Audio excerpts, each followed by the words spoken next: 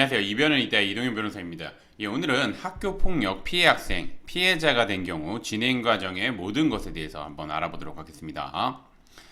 제가 이제 오늘의 주제를 선택하게 된 이유는 이 피해 학생이 된 경우, 피해자가 된 경우, 진행 과정이 어떻게, 학폭 진행 과정이 어떻게 되고, 그 진행 과정마다 각 어떻게 대응해야 되는지 저한테 문의를 하시거나 상담을 요청하시는 분들이 많은데, 그거에 대해서 간략하게나마 답변을 드리고자 오늘의 주제를 선택해 보았습니다. 우선 들어가기에 앞서 학교 폭력의 개념을 보게 되면 학교 폭력은 학교 내외에서 학생을 대상으로 발생한 상해, 폭행, 감금, 협박, 약치, 유인, 명예훼손, 모욕, 공갈, 강요, 강제적 심부름 및 성폭력, 따돌림, 사이버 따돌림, 정보통신망을 이용한 음란 폭력 정보 등에 의하여 피해 학생에게 신체, 정신 또는 재산상 피해를 수반하는 행위를 의미합니다. 이 학교 폭력의 개념 정확하게 아셔야 되고, 특히나 피해 학생, 피해자인 경우에는 이 학교 폭력의 개념을 정확하게 아신 다음에 가해 학생의 행위가 학교 폭력에 해당하는지 여부를 판단한 뒤 학교에 신고를 해야 되는 부분입니다. 그럼 이제 오늘의 주제인 학교폭력 피해 학생, 피해자가 된 경우 진행 과정의 모든 것 한번 보도록 하겠습니다. 학교폭력 피해 학생이 된 경우 학교조사 단계가 있습니다. 첫 번째 나오는 게 학교조사 단계. 학교는 피해 관련 학생의 학생 확인서, 그 다음에 피해 관련 학생의 학부모 확인서, 그 다음에 목격한 학생이 있다면 목격한 학생의 확인서 등을 받으며 당시 상황이 촬영된 CCTV 영상이 있다면 CCTV 영상 등 자료를 확보하게 됩니다. 이때 피해 학생은 가해 학생으로부터 받은 학교폭력의 내용에 대해서 6하 원칙에 따라서 최대한 상세하게 학생 확인서를 작성한 뒤 이를 뒷받침할 수 있는 가해 학생과 주고받은 메시지 내용, 아니면 주변 학생들이 있었으면 주변 학생들의 진술, 그 다음에 정신과, 이 사건으로 인해서 정신과를 방문하거나 아니면은 이제 다쳐가지고 상해 진단서를 병원을 진료받았거나 아니면 상해 진단서가 있거나 그런 등 자료를 적극적으로 제출해야 합니다. 특히 학교는 수사기관이 아니기 때문에 자료를 확보하는 데 제한이 있기 때문에 적극적으로 자료를 확보해서 제출해 줘야 합니다.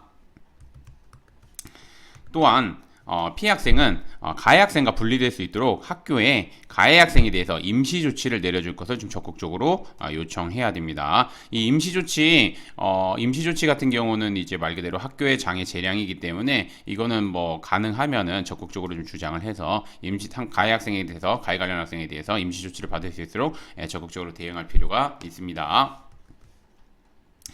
두 번째, 이제 학교에 설치된 전담기구 단계입니다. 이제 이거를 일반인들 입장에서 이제 학교에서 판단하는 학폭 단계다 이렇게 말씀하시는 분들도 있는데, 그런 건 아니고 학교에 설치된 전담기구는 이 사안을, 여기서 보시면 아시겠지만 학교에 설치된 전담기구는 신고된 학교폭력 사안에 대해서 학교장 자체 해결로 마무리를 할지, 아니면 교육지원청에 설치된 학폭위, 즉 학교폭력대책심의위원회로 회부할지 이 여부를 결정하는 기관입니다. 그래서 그것만 잘 알아두시면 되고, 학교장 자체 해결 요건으로는 보시면 피해 학생 및 그 보호자가 심의위원회 개최를 원하지 아니하고, 이거 엔드 개념이다. 이거 모든 요건을 충족해야 됩니다. 지금 제가 설치해 놓은 모든 요건을 다 충족해야 됩니다.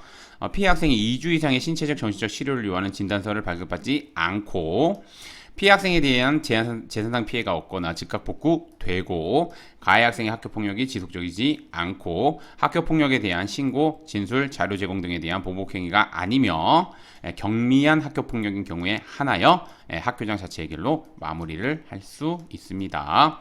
따라서 피해 관련 학생은 가해 학생이 진심으로 반성하면서 요구하는 조건을 들어준다고 하면 학교장 자체 해결로 사안을 마무리할 수 있으나, 그렇지 않은 경우에는 학교폭력대책심의위원회로 회부해 줄 것을 적극적으로 주장하시면 됩니다.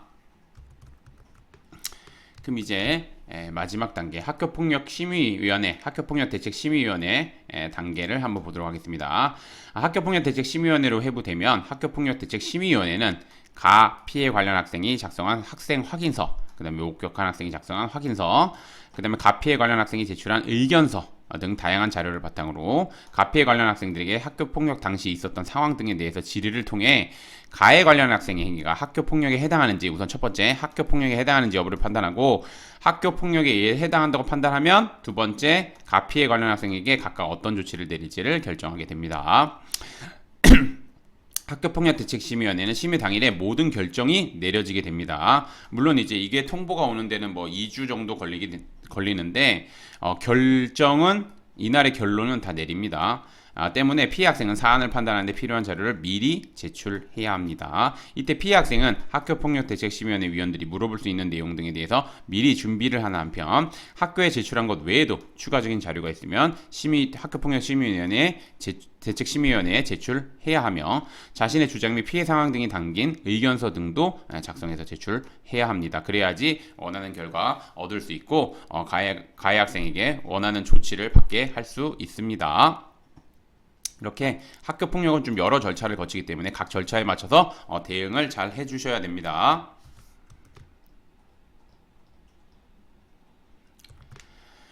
예, 오늘의 주제를 좀 정리를 하자면 학교 폭력 피해를 받은 경우 학교에서 모든 것을 다 해줄 것이라고 생각해 별다른 대응을 하지 않았다가 원하지 않는 결과가 나올 수 있습니다. 그리고 실제 정말 피해를 당했으니까 학교에서 다 해줄 거라고 생각을 해서 뭐 자료나 이런 것도 적극적으로 제출하지 않아서 원하지 않는 조치가 나와가지고 저한테 이제 사건을 다시 이제 의뢰하셔가지고 뭐 행정심판이나 행정소송을 통해서 진행하는 경우가 있는데 그렇게 하시는 것보다는 처음부터 적극적으로 대응해야 되는 게 중요하다는 거 다시 한번 말씀드리겠습니다. 그래서 학교 폭력 피해를 받았다 하더라도 피해를 받은 경우는 일반적으로 아까 제가 말씀드린 것처럼 학교에서 모든 것을 다 해줄 거라고 생각해서 별다른 대응을 하지 않는 경우가 많은데 피해를 당한 경우에도 적극적으로 대응해야 된다는 거. 왜냐하면 학교는 수사기관이 아니기 때문에 자료를 확보하는 데 제한이 있습니다. 그렇기 때문에 피해를 받은 경우에도 변호사님 도움을 받을 필요가 있고 그리고 앞서 언급한 것처럼 각 단계마다 대응해야 되는 것들이 있기 때문에 변호사님의 도움을 받는 것이 아무래도